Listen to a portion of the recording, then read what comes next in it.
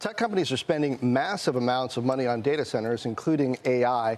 Amazon and Microsoft, capital expenditures up more than 50% versus last year. Investors starting to wonder about the return on investment. We'll start to hear some more specifics tomorrow with ServiceNow and IBM next week when Microsoft and Amazon report earnings. Joining us now is Phil Libin. He is co-founder and CEO of All Turtles and the founder and former CEO of Evernote. A bit of an AI skeptic, I think, in a healthy way. So at what point, it's data center spending overall, not just on AI, but at what point should we expect to see a return here, especially from these hyperscalers who are building out so much? Yeah, I mean, we're talking about like a civilizational defining level of investment at this point, right? This is like the amount that we're going to spend on AI. It started up there with like the Apollo program or like the pyramids of Egypt or the Great Wall of China. And yeah, at some point we have to see like actual returns. Most of the revenue so far has been inside the industry, right? It's been AI companies selling things to other companies working on AI. It hasn't actually been end user revenue yet. But that should be coming. I think we'll know a lot in the next 12 months. The internet was overbuilt, internet infrastructure. Sun servers, remember, they were kind of like overdone. There was all that dark fiber that hadn't been used for a while. Google bought it up and then figured out a lot of great uses for it. Could we see the same kind of effect? We certainly could, and I hope we do.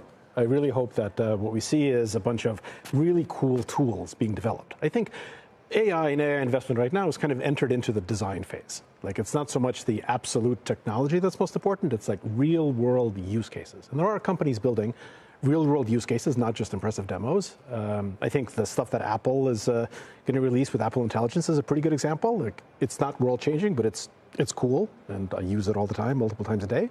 So I think we'll start seeing this focus on the toothbrush test is what I call it, right? Use cases, things that you do multiple times a day, not because you're trying to show off, but because they're actually useful.